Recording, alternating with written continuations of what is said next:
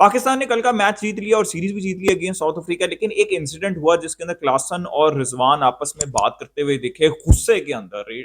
तो उसकी रीजन क्या थी, उसके ऊपर मैं आपको डिस्कशन करूंगा कि क्या न्यूज आ रही है, कौन सही था कौन गलत था, वो मैं आपको बताऊंगा इस वीडियो के अंदर। लेकिन पहले मैं आपको कॉन्टेक्स्ट दे देता हूँ, मेरा इंप्रेशन दे देता हूँ, राइट, जो ओवरऑल है। देखिए, क्लासन एक डिसेंट प्लेयर रखते हैं और मैंने नहीं इससे पहले उनको कभी देखा कि बहुत ज्यादा एग्रेसिवली वो किसी को कुछ कह रहे हो, मैंने नहीं एटलीस्ट देखा। और ब्रिलियंट प्लेयर हैं, बड़े प्लेयर हैं और चुप करके अपनी क्रिकेट खेलते हैं। लेकिन एट द सेम टाइम आपको ये भी पता होना चाहिए कि रिजवान और ये जो लॉट है, देखिए पहले जो पाकिस्तान के क्रिकेटर्स होते थे जिसमें शाहिद अफरीदी थे, अहमद शहजाद थे, उमर अकमल और भी बहुत से प्लेयर्स थे, वहाब रियाज, लड़ पड़ते थे, नॉर्मली लड़ पड़ते थे पिच के ऊपर भी, ठीक है, और गालम गलोच और ये सारी चीजें जो है वो अब्यूज चल रही होती थी दोनों साइड से, तो जवाब भी देते थे। लेकिन ये जो पाकिस्तान की लॉट है, जिसमें शाहीन शाह अफरीदी हैं, जिसमें बाबर आजम है, स्पेशली रिजवान है, आप रेयरली देखेंगे इनको लड़ते हुए, इनकी लड़ते हुए कोई पिक्चर्स आपको बहुत ज्यादा नजर नहीं आएंगी या वीडियोस नजर नहीं आएंगी। स्पेशली रिजवान रिजवान का केस ये आपको याद होगा 2023 के अंदर भी, जॉनसन जो कि अभी साउथ अफ्रीका के फास्ट बॉलर हैं, ऑलराउंडर हैं, उन्होंने तब भी आंखें दिखाई थी, थोड़ा सा बातें बोली थी उनको 2023 के वर्ल्ड कप में, और आगे से रिजवान ने हंस दिया था। तो ये बात तो मैं आपको गारंटी के साथ कह सकता हूँ कि ये पहला इंसिडेंट आपने देखा रिजवान का। लेकिन अगर आप उनको डोमेस्टिक में भी फॉलो करते हैं, पीएसएल के अंदर या डोमेस्टिक टूर्नामेंट्स में या फिर इंटरनेशनल क्रिकेट के अंदर, आपने कभी भी रिजवान को, इवन अगर अगला बंदा आके उकसा भी रहा होगा, तो आपने रिजवान को गुस्से में नहीं देखा होगा, ठीक है। तो ये एक फैक्चुअल बात है। तो मैंने इससे पहले क्लासन को भी वैसे गुस्से के अंदर नहीं देखा, जो कि मतलब एक फेयर बात मैं दोनों साइड के ऊपर कहना चाहता हूँ। लेकिन आपने रिजवान को नहीं देखा होगा। तो ऐसा क्या हुआ कि रिजवान, जो कि आपने अभी तक उनके करियर के अंदर उनको गुस्से के अंदर नहीं देखा, ठीक है, उकसाने के बावजूद भी गुस्से के अंदर आपने नहीं देखा, तो वो क्या हुआ ऐसा कि रिजवान गुस्सा हो गए। देखिए, जो एज पर रिपोर्ट्स हैं, वो पिछले मैच के अंदर भी पाकिस्तान प्लेयर्स ने, सलमान अली आगा ने स्पेसिफिकली कंप्लेन की थी और रिजवान ने अंपायर से कंप्लेन की थी कि अब्यूसिव लैंग्वेज यूज हो रही है क्लासन और जानसन की तरफ से, ठीक है, ये दो नाम सामने आ रहे थे। और इस मैच के अंदर भी पहले नसीम शाह कंप्लेन कर चुके थे ऑलरेडी, ठीक है, सलमान अली आगा पिछले मैच में कंप्लेन कर चुके थे। फिर हारिस रऊफ, आपने देखा होगा स्टार्ट कहां से हुआ था, जो ये वाला सीन पूरा है, हारिस रऊफ ने बॉल की, आखिरी बॉल थी, उसके बाद हारिस रऊफ ने आंखें दिखाई, कुछ बोला नहीं। फिर क्लासन आंखें दिखा रहे थे, उन्होंने भी उस टाइम पॉइंट ऑफ टाइम पे कुछ नहीं बोला।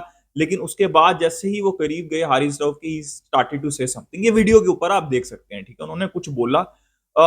एज पर रिजवान या फिर एज पर जो रिपोर्ट्स हैं, वो अब्यूजिव लैंग्वेज यूज की क्लासन ने, ठीक है, फॉर हारिस रऊफ।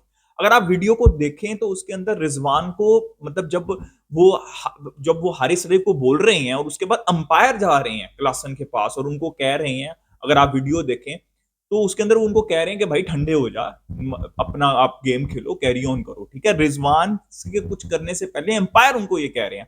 अगर आप रिजवान का पहला इंप्रेशन देखें ना, तो रिजवान का पहला इंप्रेशन ये था कि भाई क्या हो रहा है यहाँ पे, और उसके बाद उन्होंने रिस्पॉन्ड किया जब उनको समझ लगी कि भाई ये दोबारा वही वाला काम हो रहा है, क्योंकि पहले भी रिपोर्ट हम कर चुके हैं, और उसके बाद उन्होंने डिफेंड किया और वो आपको गुस्से के अंदर दिखे, ठीक है। तो ये सारी कहानी थी जो कि रिपोर्ट हो रही है। तो अच्छा नहीं है यार, नॉर्मली ऐसा नहीं होना चाहिए।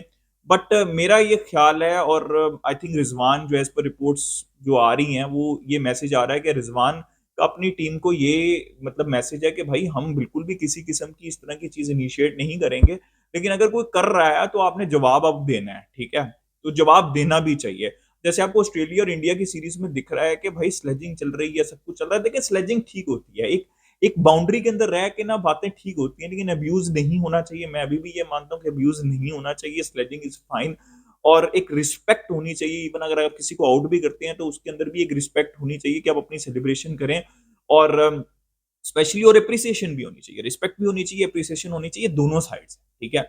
तो आई थिंक यही होना चाहिए, और मैसेज क्लियर है यहाँ पे रिजवान का कि भाई हम इनिशिएट नहीं करेंगे, एक स्पिरिट ऑफ द गेम होना चाहिए, और ये बाकी टीम्स के पास भी होना चाहिए, ठीक है। और मैं आई पर्सनली बिलीव कि यार साउथ अफ्रीका की टीम हमेशा, न्यूजीलैंड की टीम से भी आप एसोसिएट करते हैं, साउथ अफ्रीका की टीम से भी हमें हमेशा आप spirit of the game associate करते हैं।